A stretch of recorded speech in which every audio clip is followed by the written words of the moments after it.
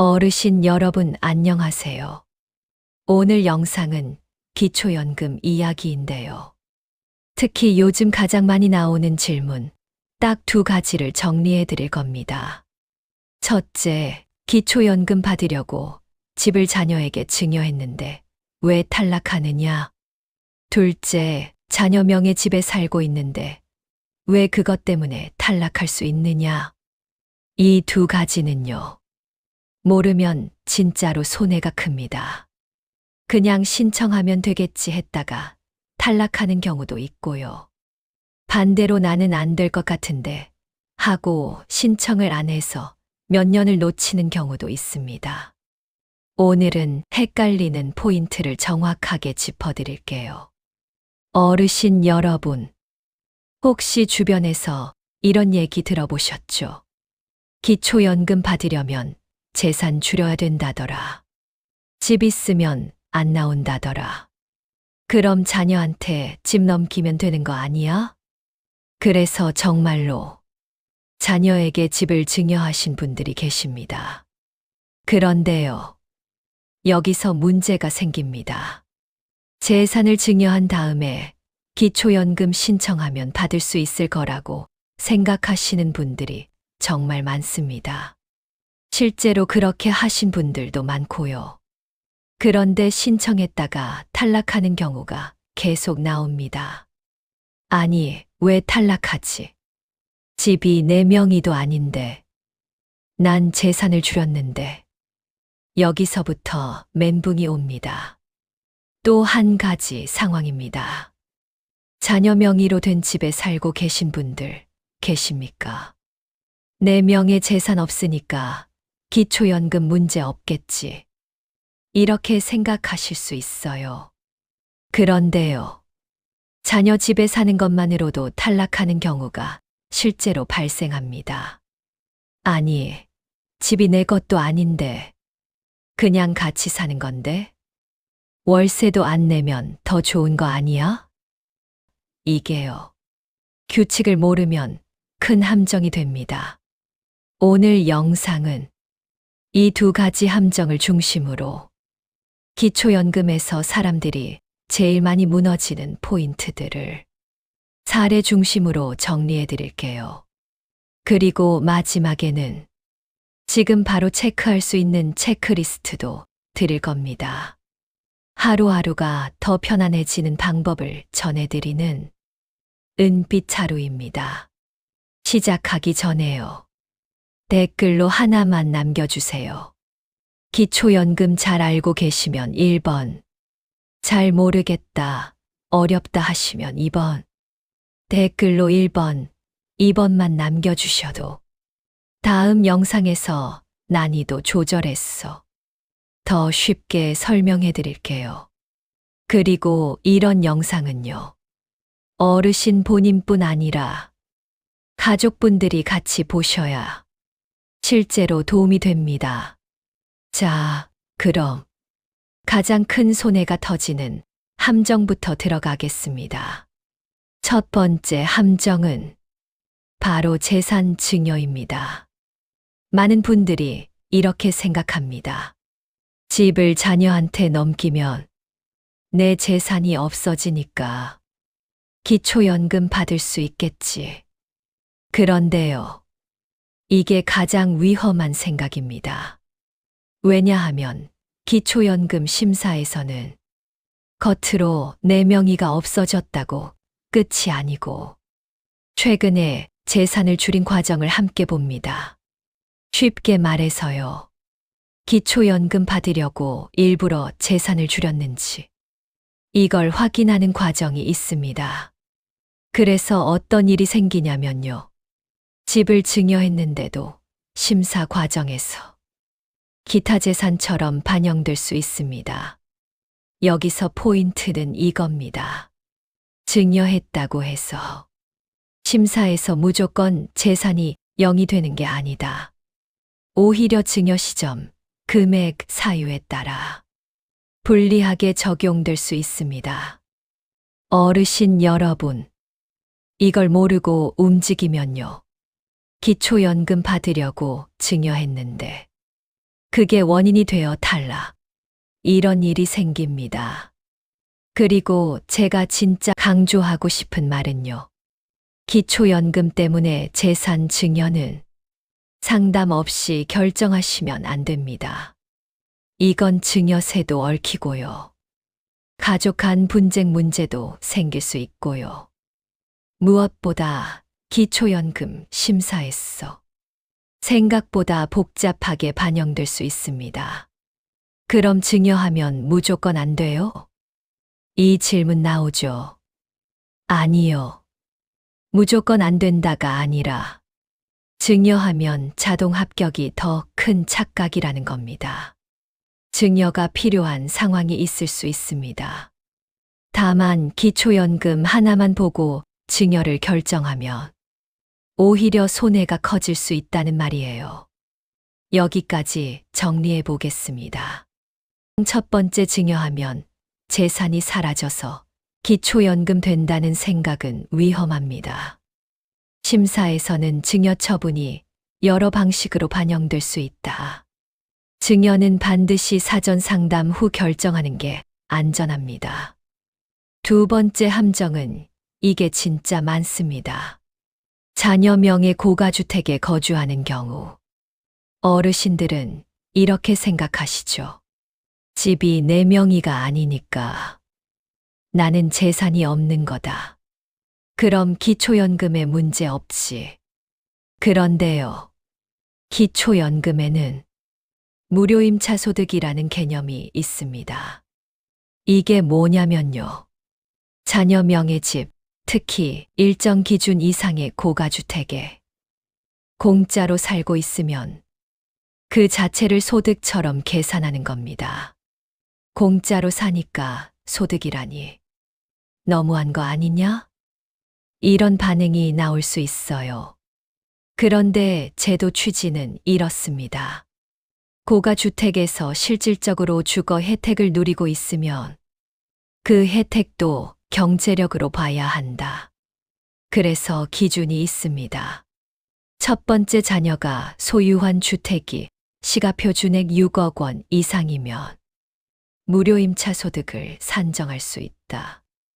두 번째는 산정 방식으로 흔히 안내되는 비율이 연 0.78%입니다. 자, 여기서 중요한 건요. 6억 원이라는 숫자도 숫자지만 진짜 핵심은 이겁니다. 내 명의 재산이 없어도 자녀 집이 고가주택으로 판단되면 소득 인정액이 올라가서 탈락할 수 있습니다. 예시를 들어볼게요. 만약 자녀의 집 시가표 준액이 6억 원이면 연 0.78%면 연간 약 468만 원 정도가 계산되고 월로 나누면 약 39만 원 정도가 소득 인정액에 반영될 수 있습니다. 어르신, 월 39만 원이 작아 보일 수 있죠. 그런데 기초연금은 소득 인정액이 기준을 넘느냐 안 넘느냐로 갈립니다. 즉, 다른 소득이 조금만 있어도 이 무료임차 소득이 합쳐져서 기준을 넘길 수 있습니다. 그래서 내 명의 집 없는데도 왜 탈락이지? 이 상황이 벌어지는 겁니다. 여기까지 정리하겠습니다. 두 번째는 자녀 명의 고가주택에 무상거주하면 무료임차 소득이 소득 인정액에 잡힐 수 있다. 그래서 내 명의의 재산이 없다는 것만으로 안전하다고 단정하면 안 됩니다. 세 번째는 금융재산입니다. 예금, 적금, 펀드, 보험해약 환급금. 이런 것들이 금융재산으로 잡힐 수 있습니다. 여기서 많은 분들이 두 가지로 착각합니다. 첫째, 예금이 조금이라도 있으면 무조건 탈락이라고 생각하십니다. 둘째, 예금은 숨기면 된다고 생각하십니다. 둘 다 위험합니다. 기초연금은 조사로 확인되는 부분이 많아서 숨기려는 생각은 절대 하시면 안 되고요. 대신 우리가 해야 할 건 정확히 계산 구조를 이해하는 것입니다. 금융재산은 일정 금액 공제가 있고 초과분이 소득으로 환산될 수 있습니다. 그래서 큰 돈은 아닌데 다른 항목이랑 합쳐지면 기준을 넘길 수 있습니다. 여기서 제가 드리는 팁입니다. 내 금융재산이 애매하다 싶으면 모의 계산을 먼저 해보거나 주민센터공단 상담으로 내가 기준 근처인지를 확인하는 게 안전합니다. 자동차는요, 진짜 한 대 때문에 결과가 바뀌는 경우가 있습니다. 특히 차량 가액이 높으면 재산 산정에서 불리할 수 있습니다. 나는 차가 있어도 이동 때문에 필요한데. 맞아요. 필요해서 갖고 계실 수 있죠. 그런데 제도는 필요와 기준이 따로 움직이니까 기준에 걸리면 불리해질 수 있습니다.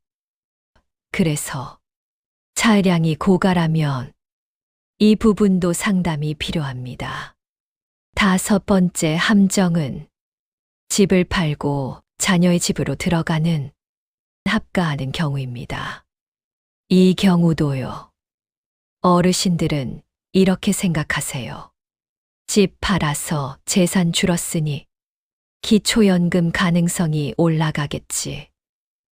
그런데 자녀 집이 고가주택이면 아까 말한 무료임차 소득 때문에 오히려 불리해질 수 있습니다. 그러니까 결론은 집을 팔았다는 것만으로 유리하다고 단정하면 안 되고 어디로 들어갔는지까지 같이 봐야 합니다. 자, 이제부터는 기준 숫자를 정리합니다. 기초연금은요, 결국 숫자로 결정됩니다. 2026년 기준으로 선정기준액이 이렇게 결정됐습니다. 단독 가구는 월 247만 원이고 부부가구는 월 395만 2천 원입니다. 여기서 단독 가구와 부부가구의 구분도 중요합니다. 배우자가 있으면 배우자가 65세 미만이어도 부부가구로 보는 경우가 많습니다. 단, 실제 판정은 가구 형태에 따라 달라질 수 있으니 혼인 상태, 사실관계는 상담 권장합니다. 그리고 소득인정액이 무엇인지 말씀드리겠습니다. 소득인정액은 소득평가액 재산의 소득 환산액입니다. 즉, 월급, 연금 같은 소득만 보는 게 아니라 재산도 소득으로 바꿔서 합치는 겁니다. 그래서 이런 일이 생기죠. 소득이 없어도 재산이 많으면 탈락입니다. 재산이 없어도 소득이 많으면 탈락입니다. 둘이 합쳐서 기준을 넘으면 탈락입니다. 두 번째로 중요한 숫자가 바로 신청 시기입니다. 기초연금은 신청해야만 받을 수 있고 신청한 달부터 지급이 시작되는 구조라 신청이 늦으면 손해가 커질 수 있습니다. 그래서 원칙적으로 생일이 속한 달을 기준으로 미리 준비해 두는 게 중요합니다. 오늘 영상 끝나고 달력에 체크해 두세요. 이제 많이들 오해하시는 경우를 말씀드리겠습니다. 이거 진짜 많이들 착각하세요. 많이 착각하시는 첫 번째는 65세가 되면 기초연금이 자동으로 나올까요? 아닙니다. 기초연금은 신청해야 나옵니다. 두 번째 많이 하시는 오해는 국민연금을 받으면 기초연금을 못 받을까요? 국민연금을 받아도 소득인정의 기준을 충족하면 기초연금 대상이 될 수 있습니다. 다만 감액 등은 개인별로 다를 수 있으니 확인이 필요합니다. 세 번째로 많이 하시는 오해는 직역연금은 어떻게 되는 것일까요? 공무원연금, 사학연금, 군인연금, 별정 후 체국연금 같은 직역연금은 원칙적으로 제한이 있을 수 있어요. 단, 예외 상황이 있을 수 있으니 본인의 유형 확인이 필수입니다. 네 번째 오해는 국민연금을 오래 냈으면 기초연금 못 받을까요? 기간보다 현재 소득 인정액이 더 핵심입니다. 다섯 번째 오해는 난 재산이 있어서 안 될 거야 하고 신청 안 하는 경우입니다. 이게 제일 큰 손해입니다. 모의 계산 한 번이면 가능성이 보이는데 그걸 안 해서 몇 년을 놓치는 경우가 많습니다. 이제 사례로 보여드릴게요. 이건 남의 일이 아니라 진짜로 지금도 계속 일어나는 일입니다. 어르신 본인의 일이나 주변의 일일 수도 있으니 끝까지 잘 들어보세요. 첫 번째는 신청 시기를 놓치는 경우입니다. 생일 지나고 2달 뒤 신청하면 그 전달, 전전달은 소급이 안 될 수 있어 손해의 체감이 큽니다. 두 번째는 나중에 신청해도 소급되겠지라는 생각입니다. 6개월 미뤘더니 그 기간은 못 받는 구조라 손해입니다. 세 번째는 부부 감액을 몰랐던 경우입니다. 두 분 다 받으면 각각 감액되는 규정 때문에 예상과 달라 실망하는 경우입니다. 네 번째는 금융재산 공제를 몰라서 신청 자체를 안 하는 경우입니다. 받을 수 있었는데 안 될 거야 하고 포기해서 손해입니다. 다섯 번째는 근로소득 공제를 몰라서 포기하는 경우입니다. 일을 하고 있어도 일정 공제 구조가 있어서 가능성이 있는데도 그냥 포기하는 경우입니다. 어르신 여러분, 지금까지 말씀드린 사례의 공통점은 딱 하나입니다. 정확히 확인하기 전에 결론을 내렸다. 이거예요. 자, 이제 체크리스트를 말씀드리겠습니다. 이거 하나씩만 체크하셔도 손해를 크게 줄일 수 있습니다. 꼭 끝까지 들어보시고 확인해 보세요. 첫째로 내 생일 달 확인하고 한두 달 전부터 준비하세요. 둘째로 신청 장소는 주민센터 공단 복지로를 확인하세요. 셋째로 준비 서류는 신분증, 통장사본. 배우자 있는 경우는 동해 관련 서류 준비하세요. 넷째로 모의 계산을 먼저 해보세요. 다섯째로 자녀 집에 거주 중이시라면 시가표 준행 6억 기준 체크하여 무료 임차소 등 여부를 확인하세요. 여섯째로 금융재산과 자동차 그리고 부동산에 변동이 있으면 미리 상담하세요. 일곱째로 소득재산 변동 시 신고의 필요성을 확인하세요. 마지막으로 신청 후에 처입금된 것을 확인하고 이상이 있으면 문의하세요. 오늘 핵심만 세 줄로 정리해 드리겠습니다. 첫째는 증여했다고 기초연금이 자동으로 되는 게 아닙니다. 둘째는 자녀 명의 고가주택 거주도 소득으로 잡혀 탈락할 수 있습니다. 셋째는 2026년 기준은 단독 247만 원, 부부 395만 2천 원입니다.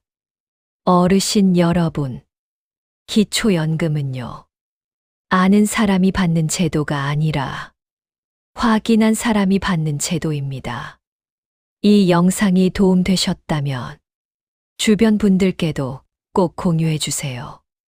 그리고 다음 영상에서는 댓글에서 많이 나오는 주제로 모의 계산에서 가능이 떴는데 실제로 탈락하는 경우, 그리고 부부가구와 사실상 단독가구 판단이 애매한 케이스. 이런 걸 더 쉽게 풀어드리겠습니다. 아까 말씀드린 것처럼 기초연금 잘 알면 한 번, 잘 모르겠다 두 번 댓글로 남겨주세요. 오늘 내용이 도움이 되셨다면 구독 버튼 한 번만 부탁드릴게요. 은빛 하루는 어르신 분들이 꼭 알아야 할 정보만 골랐어 쉽고 정확하게 전해드립니다. 앞으로도 몰라서 손해보는 일 없도록 가장 먼저 알려드릴게요. 오늘도 은빛 하루와 함께 해주셔서 감사합니다. 편안한 하루 보내세요.